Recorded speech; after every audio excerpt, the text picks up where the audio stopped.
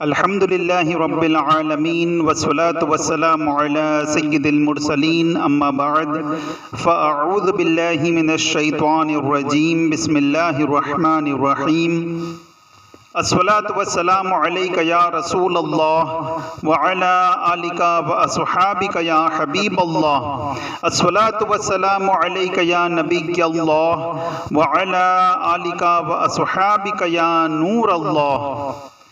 دعائے عطار۔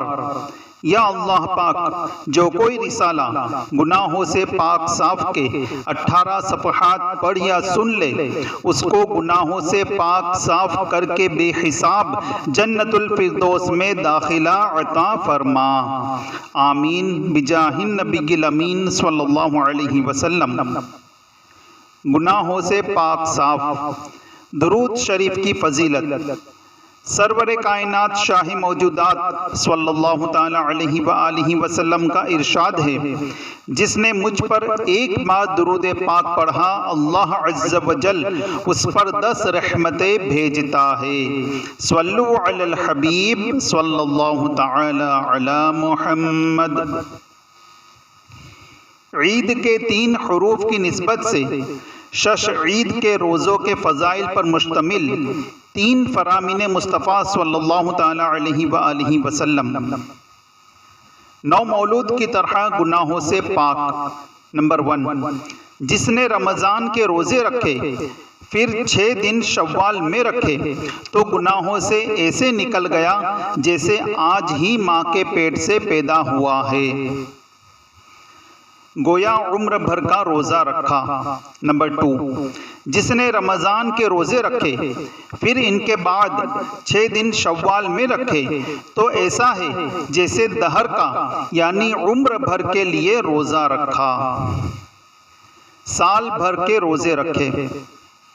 نمبر 3، جس نے عید الفطر کے بعد شوال میں 6 روزے رکھ لیے تو اس نے پورے سال کے روزے رکھے کہ جو ایک نیکی لائے گا اسے 10 ملے گی، تو ماہ رمضان کا روزہ 10 مہینے کے برابر ہے، اور ان 6 دنوں کے بدلے میں 2 مہینے تو پورے سال کے روزے ہو گئے۔ شش عید کے روزے کب رکھے جائے؟ میٹھے میٹھے اسلامی بھائیوں، صدر الشریعہ بدر الطریقہ حضرت علامہ مولانا مفتی محمد امجد علی اعظمی علیہ رحمۃ اللہ القوی بہار شریعت کے حاشیے میں فرماتے ہیں، بہتر یہ ہے کہ یہ روزے متفرق یعنی جدا جدا رکھے جائیں، اور عید کے بعد لگاتار 6 دن میں ایک ساتھ رکھ لیے جب بھی حرج نہیں۔ خلیل ملت حضرت علامہ مولانا مفتی محمد خلیل خان قادری برکاتی علیہ رحمۃ اللہ الہادی فرماتے ہیں، یہ روزے عید کے بعد لگاتار رکھے جائیں تب بھی مضائقہ نہیں، اور بہتر یہ ہے کہ متفرق یعنی جدا جدا رکھے جائیں، یعنی جیسے ہر ہفتے میں 2 روزے اور عید الفطر کے دوسرے روز 1 روزہ رکھ لے اور پورے ماہ میں رکھے تو اور بھی مناسب معلوم ہوتا ہے۔ الغرض عید الفطر کا دن چھوڑ کر سارے مہینے میں جب چاہیں شش عید کے روزے رکھ سکتے ہیں۔ صلو علی الحبیب صلی اللہ تعالی علی محمد۔ ذوالحجۃ الحرام کے ابتدائی 10 دن کے فضائل۔ فتاوی رضویہ جلد 10 صفحہ 649 پر ہے، صوم یعنی روزہ وغیرہ اعمال صالحہ یعنی نیک اعمال کے لیے بعد رمضان المبارک سب دنوں سے افضل 10 ذوالحجہ ہے۔ اللہ کے 4 حروف کی نسبت سے 10 ذوالحجۃ الحرام کے فضائل کے متعلق 4 فرامین مصطفیٰ صلی اللہ تعالی علیہ وآلہ وسلم۔ نمبر 1، ان 10 دنوں سے زیادہ کسی دن کا نیک عمل اللہ عز و جل کو محبوب نہیں۔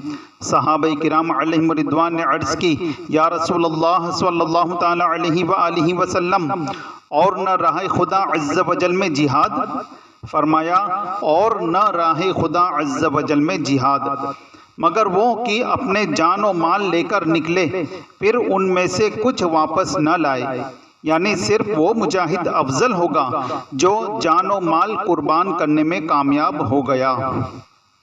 نمبر 2، اللہ عز و جل کو عشرہ ذو الحجہ سے زیادہ کسی دن میں اپنی عبادت کیا جانا پسندیدہ نہیں۔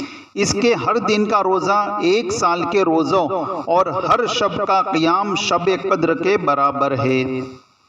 نمبر 3، مجھے اللہ عز و جل پر گمان ہے کہ عرفہ یعنی 9 ذو الحجۃ الحرام کا روزہ 1 سال قبل اور 1 سال بعد کے گناہ مٹا دیتا ہے۔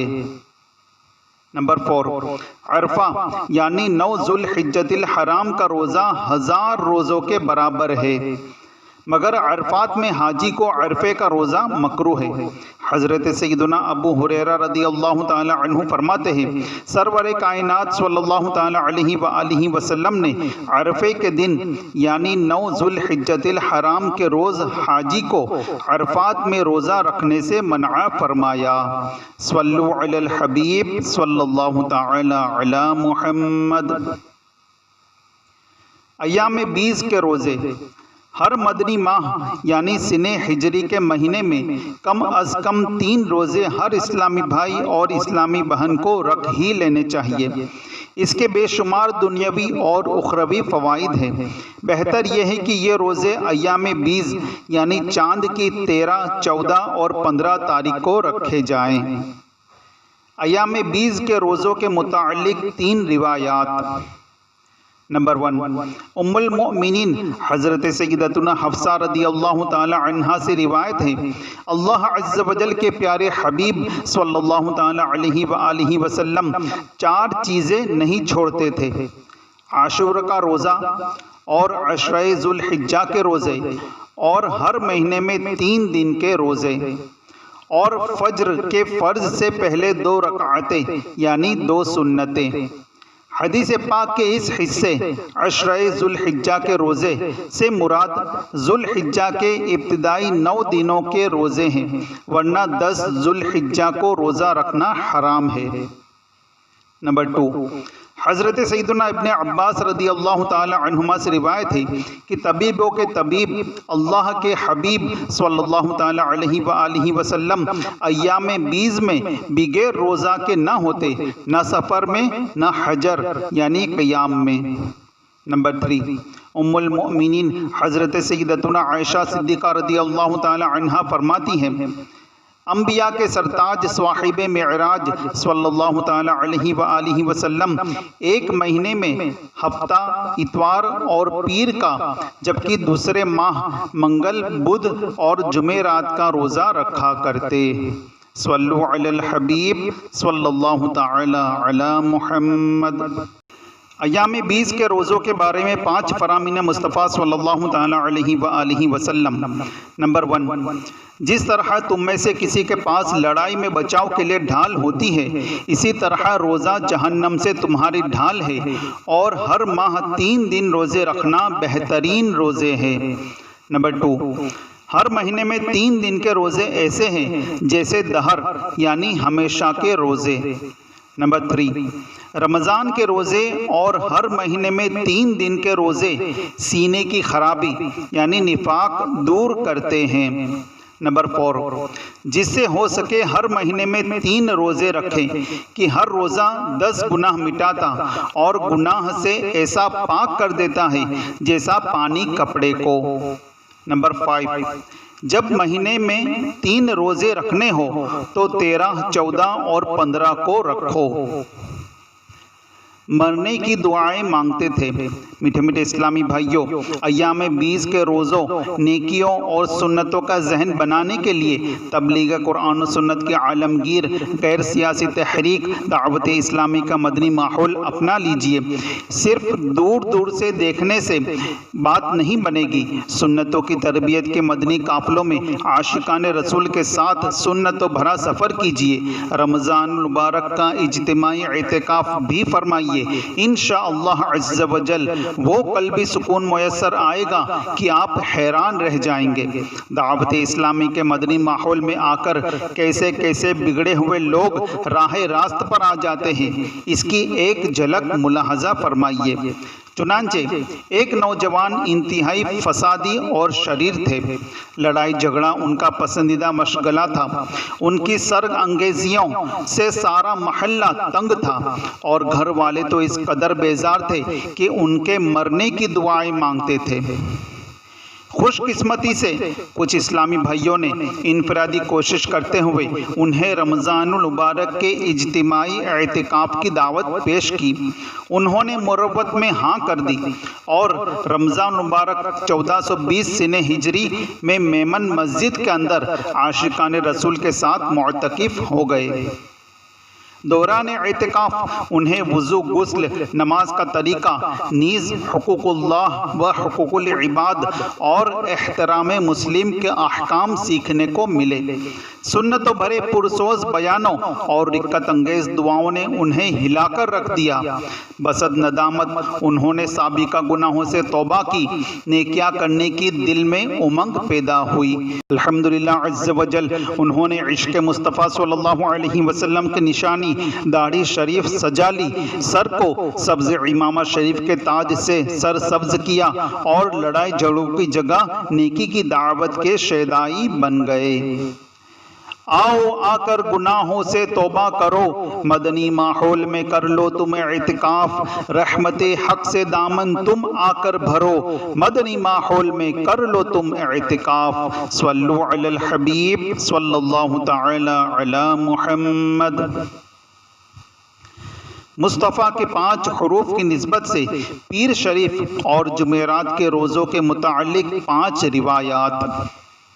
نمبر 1، حضرت سیدنا ابو ہریرہ رضی اللہ تعالی عنہ سے مروی ہے، رسول اللہ صلی اللہ تعالی علیہ وآلہ وسلم فرماتے ہیں، پیر اور جمعرات کو اعمال پیش ہوتے ہیں تو میں پسند کرتا ہوں کہ میرا عمل اس وقت پیش ہو کہ میں روزہ دار ہوں، تاکہ روزے کی برکت سے رحمت الہی کا دریا جوش مارے۔ نمبر 2، اللہ عز و جل کے محبوب صلی اللہ تعالی علیہ وآلہ وسلم پیر شریف اور جمعرات کو روزے رکھا کرتے تھے۔ اس کے بارے میں عرض کی گئی تو فرمایا، ان دونوں دنوں میں اللہ تعالی ہر مسلمان کی مغفرت فرماتا ہے مگر وہ 2 شخص جنہوں نے باہم یعنی آپس میں جدائی کر لی ہو، ان کی نسبت ملائکہ سے فرماتا ہے کہ انہیں چھوڑ دو یہاں تک کہ صلح کر لے۔ مفسر شہیر حکیم الامت حضرت مفتی احمد یار خان علیہ رحمت الحنان اس حدیث پاک کے تحت مرآت جلد 3 صفحہ 196 پر فرماتے ہیں، سبحان اللہ، یہ دونوں دن بڑی عظمت اور برکت والے ہیں، کیوں نہ ہو کہ انہیں عظمت والوں سے نسبت ہے۔ جمعرات تو جمعہ کا پڑوسی ہے اور حضرت آمنہ خاتون کے حاملہ ہونے کا دن ہے، اور پیر حضور انور صلی اللہ علیہ وسلم کی ولادت کا دن بھی ہے اور نزول قرآن کریم کا بھی۔ نمبر 3، ام المؤمنین حضرت سیدتنا عائشہ صدیقہ رضی اللہ تعالی عنہا روایت فرماتی ہیں، نبیوں کے سرتاج صاحب معراج صلی اللہ تعالی علیہ وآلہ وسلم پیر اور جمعرات کے روزے کا خاص خیال رکھتے تھے۔ نمبر 4، حضرت سیدنا ابو قتادہ رضی اللہ تعالی عنہ فرماتے ہیں، سرکار نامدار مدینے کے تاجدار رسولوں کے سارال نبیوں کے سردار صلی اللہ علیہ وسلم سے پیر شریف کے روزے کا سبب دریافت کیا گیا تو فرمایا، اسی میں میری ولادت ہوئی، اسی میں مجھ پر وحی نازل ہوئی۔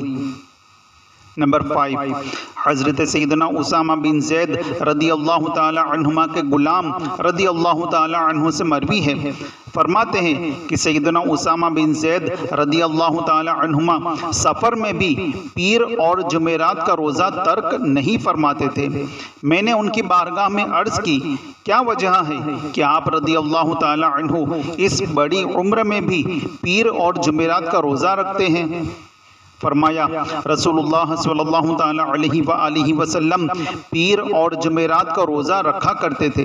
میں نے عرض کی یا رسول اللہ صلی اللہ تعالی علیہ وآلہ وسلم کیا وجہ ہے کہ آپ صلی اللہ علیہ وسلم پیر اور جمعرات کا روزہ رکھتے ہیں؟ تو ارشاد فرمایا لوگوں کے اعمال پیر اور جمعرات کو پیش کیے جاتے ہیں۔ صلو علی الحبیب صلی اللہ تعالی علی محمد۔ جنت کے 3 حروف کی نسبت سے بدھ اور جمعرات کے روزوں کے 3 فضائل۔ نمبر 1، حضرت سیدنا عبداللہ ابن عباس رضی اللہ تعالی عنہما سے روایت ہے اللہ کے پیارے رسول مقبول سیدہ آمینہ کے گلشن کے مہکتے پھول صلی اللہ تعالی علیہ وآلہ وسلم کا فرمان بشارت نشان ہے جو بدھ اور جمعرات کے روزے رکھے اس کے لیے جہنم سے آزادی لکھ دی جاتی ہے۔ نمبر 2، حضرت سیدنا مسلم بن عبید اللہ قرشی رضی اللہ تعالی عنہ اپنے والد مکرم رضی اللہ تعالی عنہ سے روایت کرتے ہیں کہ انہوں نے بارگاہ رسالت صلی اللہ علیہ وسلم میں یا تو خود عرض کی یا کسی اور نے دریافت کیا یا رسول اللہ صلی اللہ تعالی علیہ وآلہ وسلم میں ہمیشہ روزہ رکھوں؟ سرکار صلی اللہ علیہ وسلم خاموش رہے۔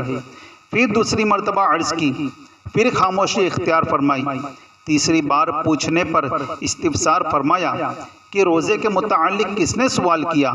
عرض کی میں نے یا نبی اللہ صلی اللہ علیہ وسلم، تو جواباً ارشاد فرمایا بے شک تجھ پر تیرے گھر والوں کا حق ہے، تو رمضان اور اس سے متصل مہینے شوال اور ہر بدھ اور جمعرات کے روزے رکھ کہ اگر تو ایسا کرے گا تو گویا تو نے ہمیشہ کے روزے رکھے۔ نمبر 3، فرمان مصطفیٰ صلی اللہ علیہ وسلم جس نے رمضان، شوال، بدھ اور جمعرات کا روزہ رکھا تو وہ داخل جنت ہوگا۔ صلو علی الحبیب صلی اللہ تعالی علی محمد۔ کرم کے 3 حروف کی نسبت سے بدھ، جمعرات اور جمعہ کے روزوں کے فضائل پر مشتمل 3 فرامین مصطفیٰ صلی اللہ تعالی علیہ وآلہ وسلم۔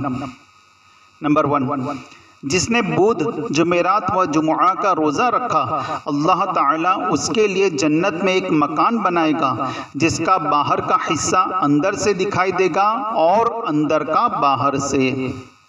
نمبر 2، جس نے بدھ، جمعرات و جمعہ کا روزہ رکھا اللہ تعالیٰ اس کے لیے جنت میں موتی اور یاقوت و زبرجد کا محل بنائے گا اور اس کے لیے دوزخ سے براعت یعنی آزادی لکھ دی جائے گی۔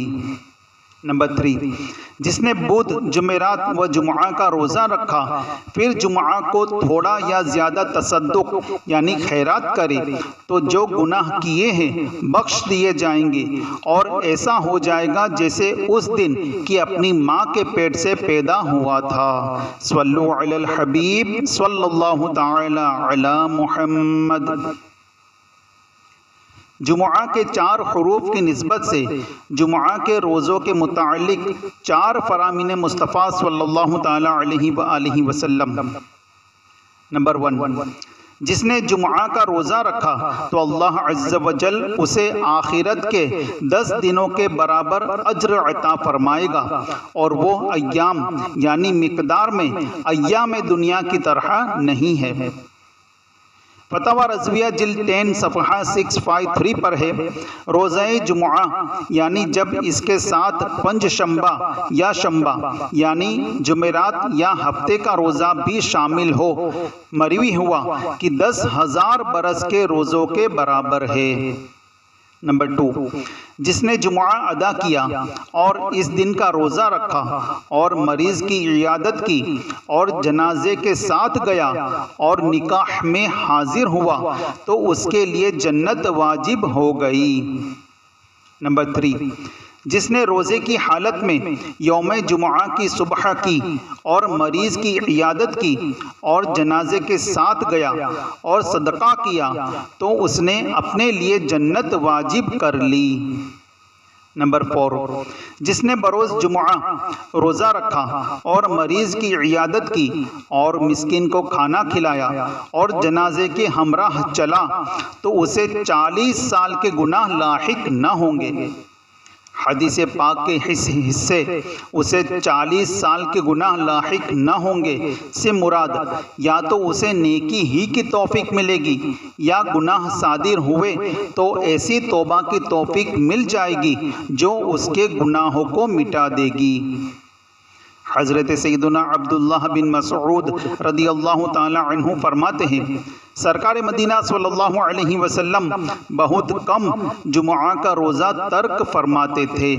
میٹھے میٹھے اسلامی بھائیوں، جس طرح عاشورہ کے روزے کے پہلے یا بعد میں ایک روزہ رکھنا ہے، اسی طرح جمعہ میں بھی کرنا ہے، کیونکہ خصوصیت کے ساتھ تنہا جمعہ یا صرف ہفتے کا روزہ رکھنا مکروہ تنزیہی یعنی ناپسندیدہ ہے۔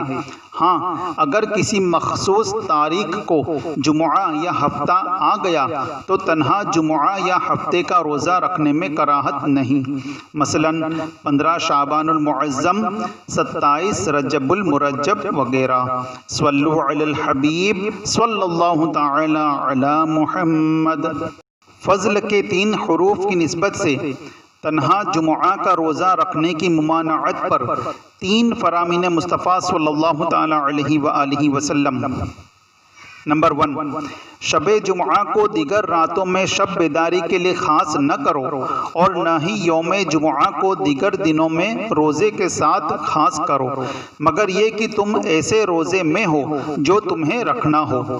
مفسر شہیر حکیم الامت حضرت مفتی احمد یار خان علیہ رحمت الحنان مرآت جلد 3 صفحہ 187 پر شب جمعہ کو دیگر راتوں میں شب بیداری کے لیے خاص نہ کرو کے تحت فرماتے ہیں یعنی جمعہ کی رات میں عبادت کرنا منع نہیں، بلکہ اور راتوں میں بالکل عبادت نہ کرنا مناسب نہیں کہ یہ غفلت کی دلیل ہے، چونکہ جمعہ کی رات ہی زیادہ عظمت والی ہے۔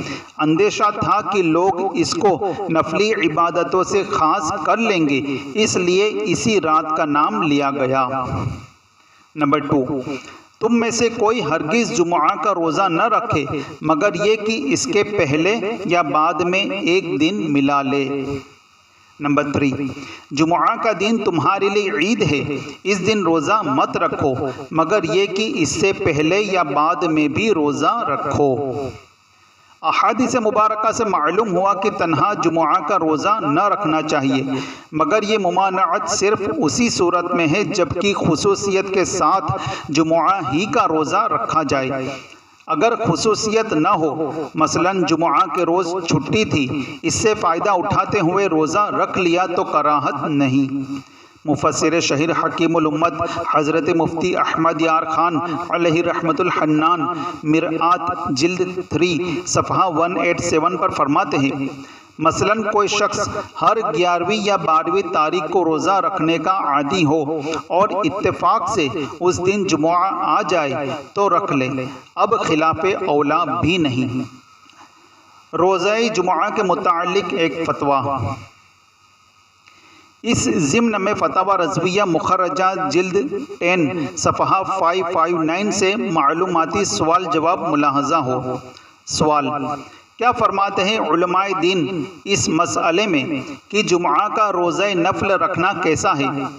ایک شخص نے جمعہ کا روزہ رکھا، دوسرے نے اس سے کہا جمعہ عید المؤمنین ہے، روزہ رکھنا اس دن میں مکروہ ہے، اور باصرار بعد دوپہر کے روزہ توڑوا دیا اور کتاب سر القلوب میں مکروہ ہونا لکھا ہے دکھلا دیا۔ ایسی صورت میں روزہ توڑنے والے کے ذمے کفارہ ہے یا نہیں، اور توڑوانے والے کو کوئی الزام ہے یا نہیں؟ الجواب: جمعہ کا روزہ خاص اس نیت سے رکھنا کہ آج جمعہ ہے، اس کا روزہ بالتخصیص یعنی خصوصیت سے رکھنا چاہیے، مکروہ ہے، مگر نہ وہ کراہت کہ توڑنا لازم ہوا، اور اگر خاص بنیت تخصیص نہ تھی تو اصلاً کراہت بھی نہیں۔ اس دوسرے شخص کو اگر نیت مکروہہ پر اطلاع نہ تھی جب تو اعتراض ہی سرے سے حماقت ہوا، اور روزہ توڑوا دینا شرع پر سخت جرأت، اور اگر اطلاع بھی ہوئی جب بھی مسئلہ بتا دینا کافی نہ تھا کہ روزہ توڑوانا، اور وہ بھی بعد دوپہر کے، جس کا اختیار نفل روزے میں والدین کے سوا کسی کو نہیں، توڑنے والا اور توڑوانے والا دونوں گناہگار ہوئے۔ توڑنے والے پر قضا لازم ہے، کفارہ اصلاً یعنی بالکل نہیں۔ واللہ تعالی اعلم۔ صلو علی الحبیب صلی اللہ تعالی علی محمد۔ ہفتہ اور اتوار کے روزے۔ حضرت سیدتنا ام سلمہ رضی اللہ تعالی عنہا سے مروی ہے کہ رسول اللہ صلی اللہ تعالی علیہ وآلہ وسلم ہفتے اور اتوار کا روزہ رکھا کرتے اور فرماتے، یہ دونوں یعنی ہفتہ اور اتوار مشرکین کی عید کے دن ہے، اور میں چاہتا ہوں کہ ان کی مخالفت کروں۔ تنہا ہفتے کا روزہ رکھنا منع ہے، چنانچہ حضرت سیدنا عبداللہ بن بسر رضی اللہ تعالی عنہ اپنی بہن رضی اللہ تعالی عنہا سے روایت کرتے ہیں کہ رسول اللہ صلی اللہ تعالی علیہ وآلہ وسلم نے ارشاد فرمایا، ہفتے کے دن کا روزہ فرض روزوں کے علاوہ مت رکھو۔ حضرت سیدنا امام ابو عیسیٰ ترمذی علیہ رحمۃ اللہ القوی فرماتے ہیں کہ یہ حدیث حسن ہے، اور یہاں ممانعت سے مراد کسی شخص کا ہفتے کے روزے کو خاص کر لینا ہے کہ یہودی اس دن کی تعظیم کرتے ہیں۔ صلو علی الحبیب صلی اللہ تعالی علی محمد۔ اے شہنشاہ مدینہ کے 13 حروف کی نسبت سے روزہ نفل کے 13 مدنی پھول۔ ماں باپ اگر بیٹے کو نفل روزے سے اس لیے منع کرے کہ بیماری کا اندیشہ ہے تو والدین کی اطاعت کرے۔ شوہر کی اجازت کے بغیر بیوی نفل روزہ نہیں رکھ سکتی۔ نفل روزہ قصداً شروع کرنے سے پورا کرنا واجب ہو جاتا ہے، اگر توڑے گا تو قضا واجب ہوگی۔ نفل روزہ جان بوجھ کر نہیں توڑا بلکہ بلا اختیار ٹوٹ گیا، مثلاً عورت کو روزے کے دوران حیض آ گیا تو روزہ ٹوٹ گیا، مگر قضا واجب ہے۔ نفل روزہ بلا عذر توڑنا ناجائز ہے۔ مہمان کے ساتھ اگر میزبان نہ کھائے گا تو اسے یعنی مہمان کو ناگوار گزرے گا، یا مہمان اگر کھانا نہ کھائے تو میزبان کو اذیت ہوگی، تو نفل روزہ توڑنے کے لیے یہ عذر ہے، بشرطے کہ یہ بھروسہ ہو کہ اس کی قضا رکھ لے گا، اور یہ بھی شرط ہے کہ ضحوہ کبریٰ سے پہلے توڑے، بعد کو نہیں۔ والدین کی ناراضی کے سبب عصر سے پہلے تک نفل روزہ توڑ سکتا ہے، بعد عصر نہیں۔ اگر کسی اسلامی بھائی نے دعوت کی تو ضحوہ کبریٰ سے قبل نفل روزہ توڑ سکتا ہے، مگر قضا واجب ہے۔ اس طرح نیت کی کہ کہیں دعوت ہوئی تو روزہ نہیں اور نہ ہوئی تو ہے، یہ نیت صحیح نہیں، بہرحال روزہ دار نہیں۔ ملازم یا مزدور اگر نفل روزہ رکھے تو کام پورا نہیں کر سکتے تو مستاجر یعنی جس نے ملازمت یا مزدوری پر رکھا ہے کی اجازت ضروری ہے، اور اگر کام پورا کر سکتے ہیں تو اجازت کی ضرورت نہیں۔ طالب علم دین اگر نفل روزہ رکھتا ہے تو کمزوری ہوتی، نیند چڑھتی اور سستی کے سبب طلب علم دین میں رکاوٹ کھڑی ہوتی ہے تو افضل یہ ہے نفل روزہ نہ رکھے۔ حضرت سیدنا داؤد علی نبینا وعلیہ الصلوۃ والسلام ایک دن چھوڑ کر ایک دن روزہ رکھتے تھے۔ اس طرح روزے رکھنا صوم داؤدی کہلاتا ہے اور ہمارے لیے یہ افضل ہے، جیسا کہ رسول اللہ صلی اللہ تعالی علیہ وآلہ وسلم نے ارشاد فرمایا، افضل روزہ میرے بھائی داؤد علیہ السلام کا روزہ ہے کہ وہ ایک دن روزہ رکھتے اور ایک دن نہ رکھتے اور دشمن کے مقابلے سے فرار نہ ہوتے تھے۔ حضرت سیدنا سلیمان علیہ نبینا وعلیہ الصلوۃ والسلام 3 دن مہینے کے شروع میں، 3 دن وسط یعنی بیچ میں، اور 3 دن آخر میں روزہ رکھا کرتے تھے، اور اس طرح مہینے کے اوائل، اواسط اور اواخر میں روزہ دار رہتے تھے۔ صوم دہر یعنی ہمیشہ روزے رکھنا سوا ان 5 دنوں یعنی شوال کی یکم اور ذی الحجہ کی 10ویں تا 13ویں کے جن میں روزہ رکھنا حرام ہے، مکروہ تنزیہی ہے۔ ہمیشہ روزہ رکھنا، ہمیشہ کے روزوں سے ممانعت پر بخاری شریف کی یہ حدیث بھی ہے اور اس کا مفہوم بھی علماء نے تعویل کے ساتھ بیان فرمایا ہے۔ چنانچہ فرمان مصطفیٰ صلی اللہ تعالی علیہ وآلہ وسلم لا صام من صام الدہر یعنی جو ہمیشہ روزے رکھے اس نے روزے رکھے ہی نہیں۔ شرح حدیث، شارح بخاری حضرت علامہ مفتی محمد شریف الحق امجدی علیہ رحمۃ اللہ القوی اس حدیث پاک کے تحت لکھتے ہیں، اگر اس خبر کو نحی کے معنی میں مانیں یعنی اگر اس حدیث کا یہ معنی لے کہ ہمیشہ روزے رکھنا منع ہے اور جو رکھے گا تو اسے کوئی ثواب نہیں ملے گا، تو اس صورت میں حدیث کا یہ ارشاد ان لوگوں کے لیے ہے جنہیں مسلسل روزہ رکھنے کی وجہ سے اس کا ظن غالب ہو کہ اتنے کمزور ہو جائیں گے کہ جو حقوق ان پر واجب ہے ان کو ادا نہیں کر پائیں گے، خواہ وہ حقوق دینی ہو یا دنیاوی، مثلا نماز، جہاد، بچوں کی پرورش کے لیے کمائی۔ اور پہلی صورت سے ہٹ کر دوسری صورت یہ بنتی ہے کہ اگر مسلسل روزہ رکھنے کی وجہ سے اگر ان روزہ داروں کا ظن غالب ہو کہ حقوق واجبات و کما حقہ یعنی مکمل طور پر ادا کر لیں گے مگر حقوق غیر واجبہ ادا کرنے کی قوت نہیں رہے گی، ان کے لیے روزہ مکروہ یا خلاف اولا ہے۔ اور جنہیں اس کا ظن غالب ہو کہ صوم دہر یعنی ہمیشہ روزہ رکھنے کے باوجود تمام حقوق واجبہ، مسنونہ، مستحبہ، کما حقہ یعنی مکمل طور پر ادا کر لیں گے، ان کے لیے کراہت بھی نہیں۔ بعض صحابہ کرام جیسے ابو طلحہ انصاری اور حمزہ بن عمرو اسلمی رضی اللہ تعالی عنہما صوم دہر یعنی ہمیشہ روزہ رکھا کرتے تھے اور حضور اقدس صلی اللہ تعالی علیہ وآلہ وسلم نے انہیں منع نہیں فرمایا۔ اسی طرح بہت سے تابعین اور اولیاء کرام سے بھی صوم دہر یعنی ہمیشہ روزہ رکھنا منقول ہے۔ یا رب مصطفیٰ صلی اللہ تعالی علیہ وآلہ وسلم ہمیں زندگی، صحت اور فرصت کو غنیمت جانتے ہوئے خوب نفل روزے رکھنے کی سعادت عنایت فرما، انہیں قبول بھی کر ہمیں بے حساب بخش دے اور ہمارے میٹھے میٹھے محبوب صلی اللہ تعالی علیہ وآلہ وسلم کی ساری امت کی مغفرت فرما، آمین بجاہ النبی الامین صلی اللہ علیہ وسلم۔ صلو علی الحبیب صلی اللہ تعالی علی محمد۔ اگر سدھرنا چاہتے ہو تو مدنی انعامات مضبوطی سے تھام لو۔